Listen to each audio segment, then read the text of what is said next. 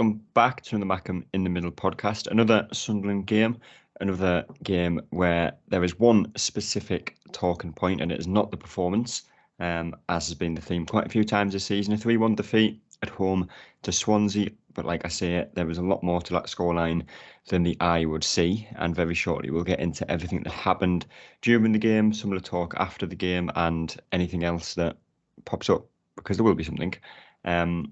But had you not watched the game, Michael, you'd look at a 3-1 defeat against a team like Swansea, who I think are the best possession-based team statistically in England. Obviously, they're not actually in England, but in the English leagues, at least in the Championship, I know that for sure.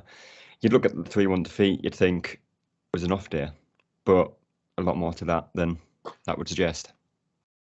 Tony Mowbray described it, didn't he, in his post-match interview, I think, where he said that was the worst opposition he wanted to go down to 10 men against because they literally do nothing but keep the ball. And I suppose, obviously, if you look at the game out of context, he thought Swansea dictated it and bossed it. And in a lot of ways, they probably did boss it, but that's because circumstances allowed them to boss it. And I'm not talking about Sunderland's display, Sunderland's performance, or any way stretch of the imagination, because of one specific individual, or I should say 4 specific individuals, but it's very specifically the referee. But I'm sure we'll get onto that. Yeah, and that'll probably be the main thing we talk about, so we'll leave that kind of to the end. Performance-wise, first 17 minutes, I think it was, wasn't it? The Sunderland were far and away the better team. Yeah, we were.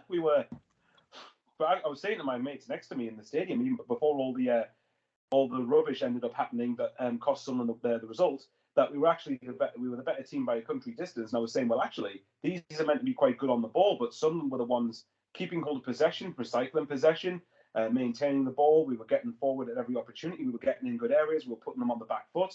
I thought Swansea's form going into this game wasn't particularly great, and I think you could tell in the opening 17 minutes that maybe the confidence was a little bit low, because Sunderland were the ones in the ascendancy asking questions.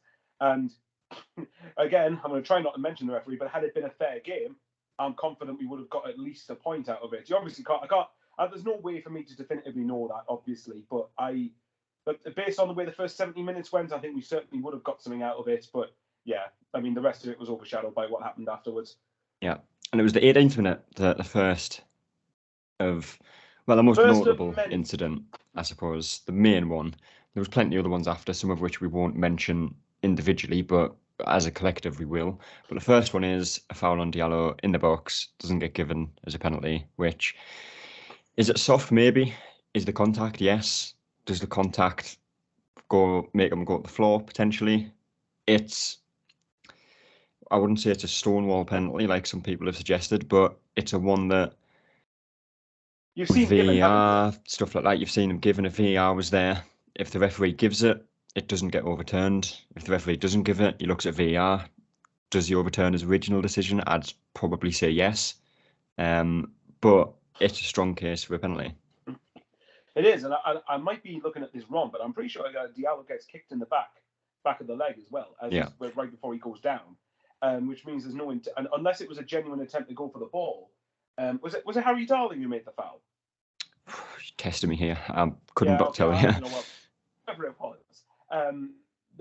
There was a kick in the back of the calf or the back of the leg, and unless it was a genuine attempt to play for the ball, then for me that should result in a penalty. And obviously people say he went down too easily. I disagree with that. I think there was enough force in the challenge for Diallo to get to go down to the floor. And when you look at it, for me obviously that led to everything that happened after that. And for me, yes, we should have had a spot kick. And it seems like we've gone back to the games of old where there was the first 21 games or so, whatever it was, where we literally probably had to have someone's head broken in the box to get a spot kick. And that might sound extreme, but that's really not. So, yeah, for me, it should have been a spot kick. Maybe people can accuse of being biased. I think the one thing you can compare it to slightly, it's not exactly the same, but is the Fulham penalty that they got today, obviously at the time of recording when they played Newcastle. It's not the same contact, but it's similar. And obviously the referee didn't give it. He's went to VAR. He's given the penalty. And obviously what happened after that was interesting for Fulham. Mitrovic obviously kicking the ball off himself. But moral of the point is that was a penalty. So if you're going to be consistent, then this should have been a Yeah. penalty. You know, if you're gonna, this is what we keep saying. Consistency is what we want in referees, and we don't mean consistently awful, but like we genuinely want That's what we get. consistency. Didn't Brentford get a penalty that was even softer than our appeal, or am I thinking that wrong? Because they played yesterday against Bournemouth, and I'm sure there was a penalty, and the penalty that they got was some people on social media were saying it was soft, but I haven't seen it back properly, so maybe I'm talking rubbish. Yeah, I haven't seen the game, to be honest. So.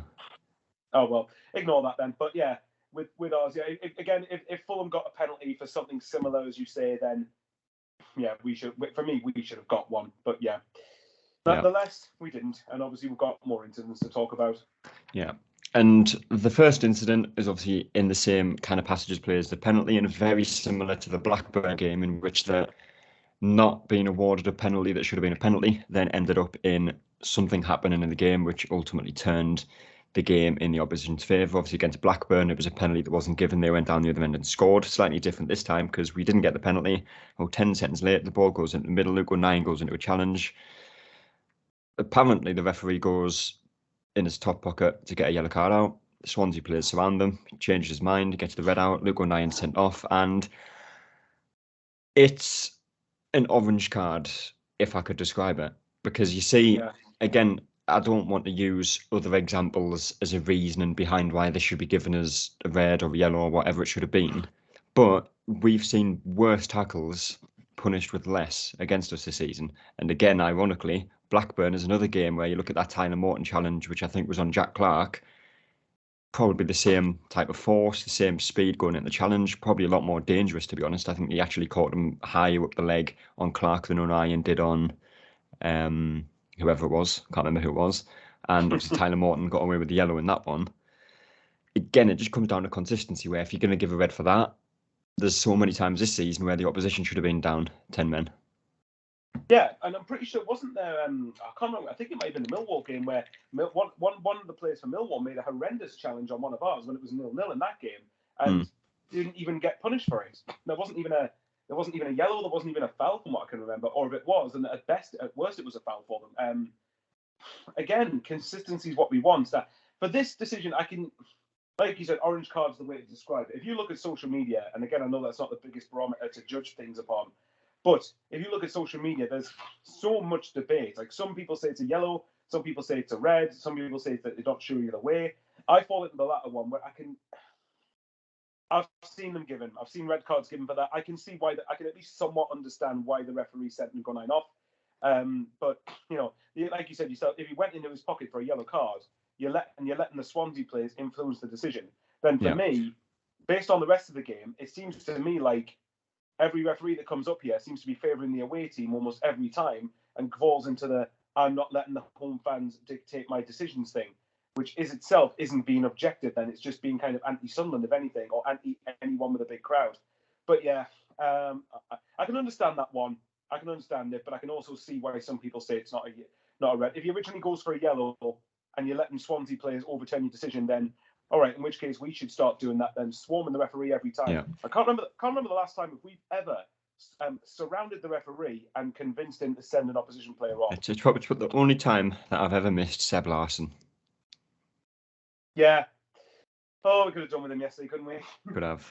But I think, again, that is the issue that people have with referees, is just the consistency. If you're going to give a red card for that, fair enough, give a red card for every challenge like that, but that's not the case. That's not what happens. And I don't want to make it sound like referees are against us, because they're just crap in general.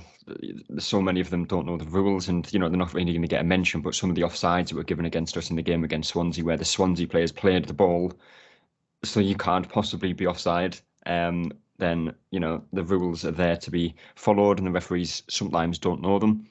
But I think that's the fourth game, possibly more this season, but definitely 4, where refereeing inconsistency has cost us. Because again, you look at the Blackburn away game, should have had a penalty, could go 1-0 up. Instead, didn't get the penalty, they go 1-0 up. The Blackburn game at home, granted, I think we actually ended up winning that game, so in the end it didn't make too much of a difference. But Tyler Morton challenging Jack Clarke, if Luke O'Nien is a red, that one's a red. Consistency. And again, the Swansea one, the penalty, and obviously a couple of other decisions that come later in the game, we should have a penalty. The penalty gets given, we go 1-0 up. Luke O'Nien never makes that challenge. It's a different game. And there's so many times this season where, yes, it's the wrong decision, but it's not a consistent wrong decision. Sometimes it'll go against us and we'll not get it for the same thing. Yeah, well, again, it's there seems to be different rules applying to different referees. My issue itself with the red card incident isn't that Luke O'Nien got sent off, because we've got to give Luke O'Nien some responsibility. That challenge was reckless. It would have been a rush of blood to the head probably. And yeah, he apologised for it himself on social media. He knows he didn't need to make it. Mistakes happen, fine, but I don't have a problem with that incident in isolation. But with context, I have issue with the incident because the penalty happened. I think I watched it on the EFL package on ITV. That the what's it called? I don't know what it used to be called Quest, but anyway, yeah, Football League highlights. That's it. I think the commentary, the post-match commentary of our game, said that it was within 15 seconds. Apparently, the penalty appeal to the red card. So for me, straight away, that red card incident does not happen if the referee gives the penalty, which for me we should have got. I know anyone can say, "Oh, we should have got a pen, should have got a pen," but again, just because anyone can say it doesn't mean you can't point it out. We should have had a penalty, and therefore, even if we get the penalty and we miss it, there's a chances are Luke O'Nien doesn't get sent off, and then the game is different as a whole because of it. Swansea's confidence in particular could be, and if we get the penalty and score it, it's a different game. We could probably go on to win that. So yes, obviously, I don't like the idea of referees we blame the referees all the time, but come on. Even those who say we can't blame referees have got to wake up a little bit and see why we criticise them. And it's not just us. Again, I refer back to when we were in League One. When we played Bradford on Boxing Day, there was a goal that was clearly should have been given over the line for Bradford, and it wasn't given. And the incompetence there, that decision, Bradford fans could argue that led to them, that contributed, I should say, not led to, but contributed to them getting relegated. I mean, so, there's another good example, which is actually ironic because it was Keith Shroud that actually gave it, was, if you remember the QPR game in the Cup. The offside goal that was chalked off when he's 5 yards onside. Yeah, exactly. Was it Charlie Austin who put that in? Again, test me. I think I might have, actually, I don't know. It might have been Charlie. But anyway, there you go. That one's wrong because that led us to winning on penalties. So to be fair, no wonder QPR fans were bitter about that because that was a blatantly obvious decision. Yeah, and I think with some of the decisions that get given as well. And again, this is obviously talking about the Swansea game, not going back to last year's QPR game, but. For example, looking at that QPR decision, that isn't just a bad decision. That is the linesman given an offside because he didn't know the rule of offside. And if that's the case, that's the responsibility of the governing bodies to make sure everyone's on the same page and knows what the rules are. How can referees and officiating in games not know what the rules are? Isn't there supposed to be a meeting at the start of every single season that says, this is what the rules are, this is what you follow, this is what you do, blah, blah, blah, and go for it? But if that's the case, it doesn't look like it because, and again, it just comes back to lack of responsibility at the top. If the referees and the officiating don't know what the rules are, then help them for goodness sake. Like I've said before in previous podcasts, I think with the Blackburn game, the podcast, me, you, and John, I think, did that one. Part of that conversation was about referees. So I want to make this clear. This is not just sour grapes because we've lost. We've talked about the referees extensively when we've won games.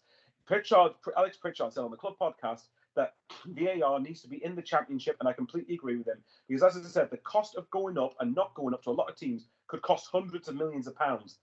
VAR needs to be in this division. You can even argue should be probably all English divisions, but I can see why it's not in Leagues 1 and 2 because the money going up the Championship isn't as big. But the Championship, come on, it's got to be in this division. And again, like I've said, to the extent of being a broken record, this is going to cost teams if nothing's done about it. And this is why, for me, we have to keep mentioning these decisions. We have to keep mentioning the inconsistency and the performances of officiating. And it's about time, by the way, that the linesman or the lines officials, all the women who do it, that the linesman or lineswoman, whoever it is, they've got to start taking responsibility as well.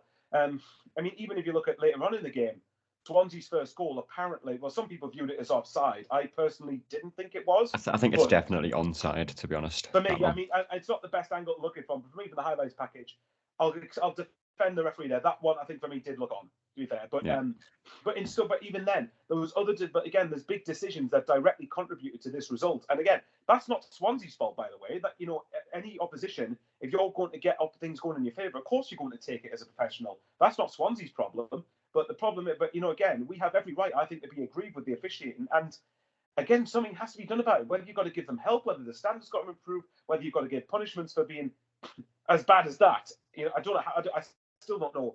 Oh, I'm getting angry again. This is the angriest I've been about an officiating performance. And I'm not being hyperbolic when I say this. That is honestly probably the worst refereeing display I've ever seen in my life. The amount, and to be honest, it was so bad that it would have amazed me if Sunderland had got anything out of that game, because you could just tell the way every 50-50 was going against us. Everything, every big decision, every challenge, pass, tag, whatever it was, everything was against Sunderland. And too many decisions that shouldn't have been against us went against us. And as a result, when that happens, there's only going to be one outcome. Yes, I've rambled there, but screw it. Yeah, I mean, it'll come up again, sure. But it will. Another decision that obviously went against us that didn't really impact the game, just to add to your list there, was probably the most obvious corner that could have ever been given when Ross Stewart had a shot blocked and it was given as a goal kick. Just to add that one into the list of decisions that went against us. Yeah. And obviously, we've touched on that goal. Swansea did take the lead eventually, and Sunderland probably defended quite well up until that point, and it wasn't the best watch of a game for large parts, because obviously Sunderland just kind of sitting back, defending, probably hoping to play for the point, which is frustrating to watch, but is understandable given the fact you're down to 10 men against 12, well, 15, really. But yeah. We did actually get a goal back into the game to bring it back to 1-1. Jack Clarke, who's been a very, very, very frustrating player for the last kind of probably 6 or 7 games now. I think you were the one that actually, it might have been John actually, last season talked about it a lot, about Clarke not wanting to take on his man and kind of go out around the outside of him, put a ball in the box. Start of the season, he was doing that a lot. He was getting goals, he was getting assists. He kind of stopped doing that recently. He always wants to come in onside on his right foot, and defenders crowd him out and loses the ball, and it kind of just counters from there. The one time that he did actually do that again, obviously resulted in Sunderland's equaliser. He cuts it on to his left, ball into Stewart, Dan Neil's there, it's 1-1. And obviously, like James Copley posted on Twitter, I think that is Sunderland's 750th league goal, I think. Something like that. It was 750 or something. I don't know whether it was an extra zero. I'll try and find it. It was some sort of milestone either way, yeah. Yeah. But we got back into the game, and for the situation that you're in, the circumstances, Sunderland did well to get back level. But it goes back to what I said before, that I thought, because I accepted from half-time onwards we were going to get beat, not for any fault of Sunderland, but because this was just going to be one of those games where literally nothing was going to go in our favour. So I'm not gonna lie, I screamed very hard when we scored the equaliser, because it felt like I felt like the game felt very unfair at that point, where so much was against us that shouldn't have been. But to be fair, credit to Jack Clarke, obviously, and I'm someone who's obviously been a big fan of Jack Clarke and a big advocate of what he brings to the squad. But you're right, there's things where he's been recently quite inconsistent because he always tries to cut inside on his right foot. I think was the cross he put in with his left. It was, yeah. I thought it was, yeah. And I think Danny Bart wins the header, and then Dan Neil. Or Stewart, actually. Oh, Ross Stewart, okay, well, they always look similar. But yeah, they're tall buggers either way. But Daniel does well to position himself to toe poke it, basically right in the 6-yard box to get 1-1. Poor defending from Swansea's perspective, but yeah, I thought that was great character in the circumstances when you're down to 10 and what feels like against 15, as you said, then to get level is something else. My dog's going off in the background, I don't know why, if you can hear. We did well. We did very well we did extremely well to get level. And I think even though we ended up losing the game in the end, I do think that's great character from the side to get to 1-1 with everything that was going on in the game. Yeah, it was 7,500th league goal. I missed a zero. I was thinking 750 seemed a bit. The way, right? Yeah, we were almost there. Just missed a zero. Quite a different number, really, isn't it, when you put an extra zero in the end? But obviously, the game after Sunderland equalised is, again, a different game. It's still 10v15. Swansea were the ones that got the next goal. And once again, it's going to bring up the question of how are these officials in charge? Because on the stream, from certain angles of the stadium, it probably doesn't look too much. But I was sat right behind Stewart. Obviously not right behind him, but in the crowd right behind him, could see what was happening. Cool and to see what was going on, yeah. Yeah, and what it happened was, I think the ball goes up to him. I don't know what the defender was. Might have been Cabango, might have been Darlin, whoever it was. He had his shirt probably almost over his head. His shirt is right up there. He's got a hold of his shirt. It's a foul every day of the week. Doesn't get given somehow. Generally quite incredible that one doesn't get given. That's probably the one decision that Ross Stewart doesn't get that is just amazing that it's not given. They get the ball, they go up the other end, they score, and again, it comes back to the question of the referees miss it, we concede, and could we have done better in the game, even after 10 men? Possibly, but we've lost the game based on refereeing decisions.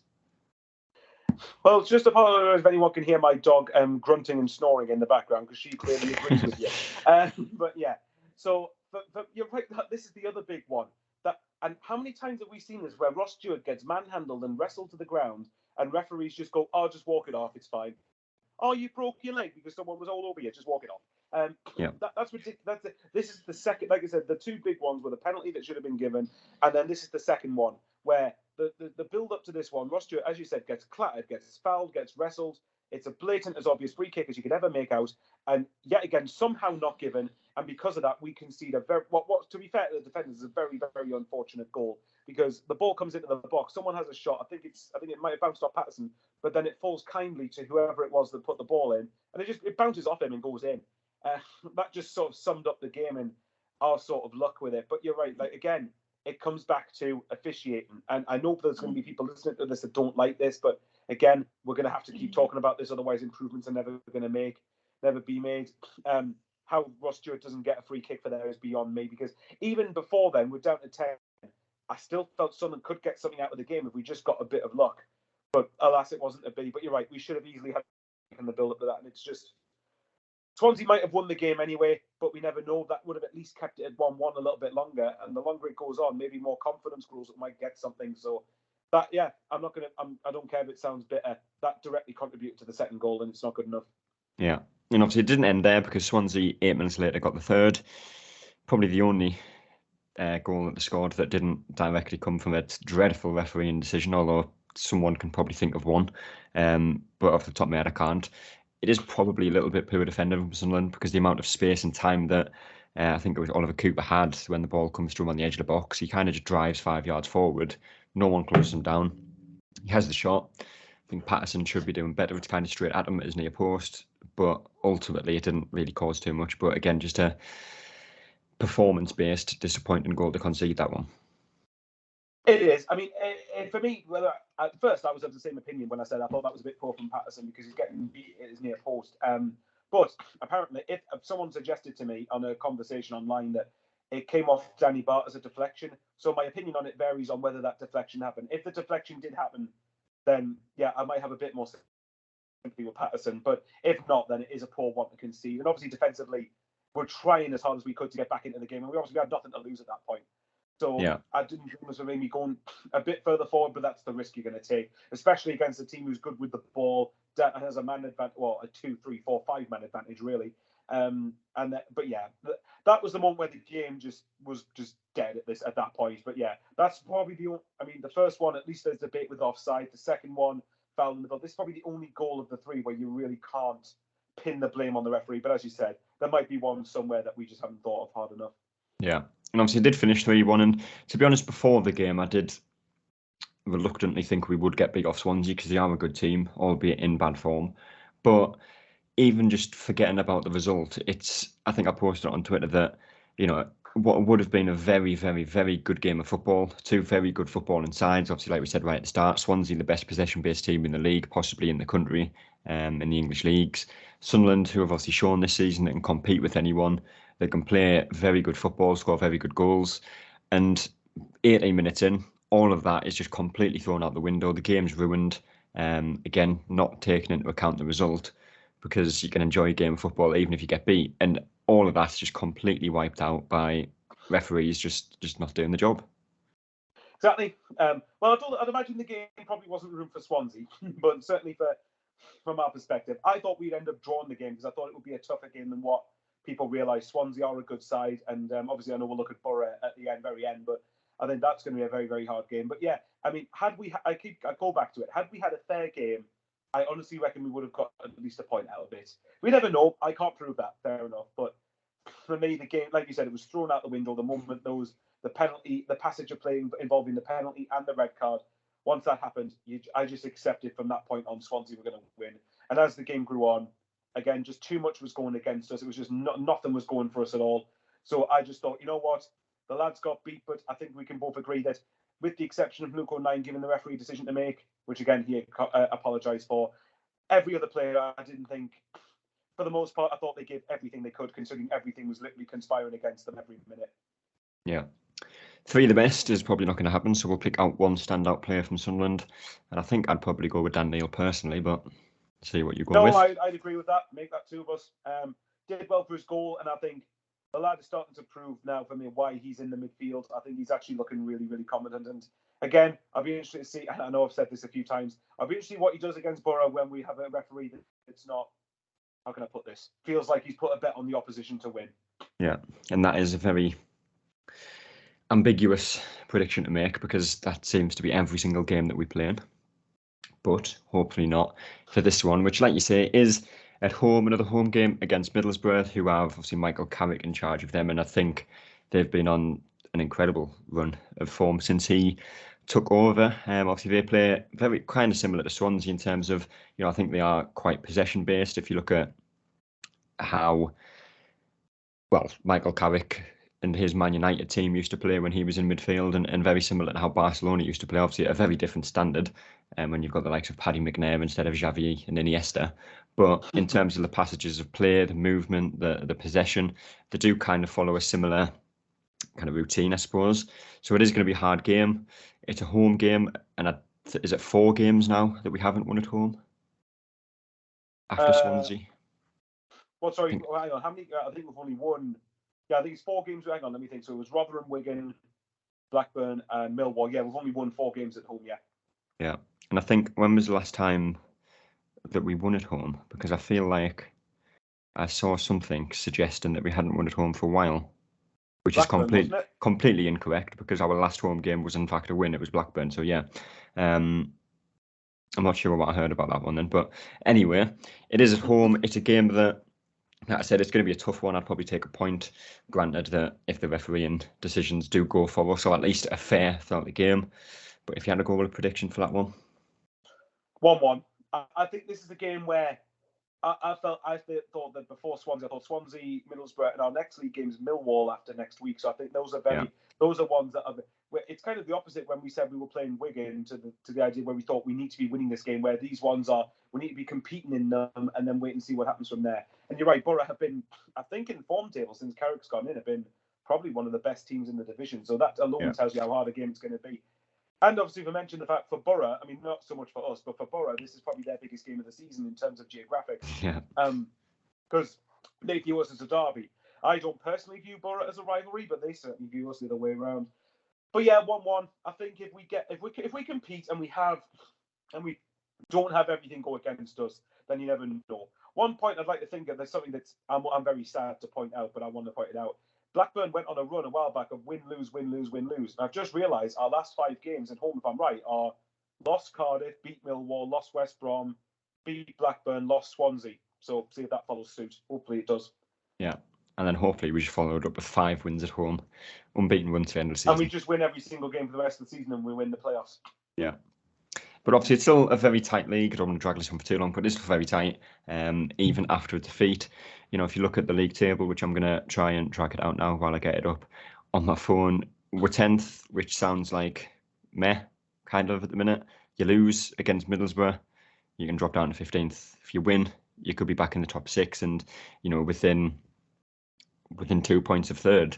It's that close. We're only 5 points from Watford, who obviously are a third at the minute. A couple of teams above us, Millwall and Luton, with the game in hand.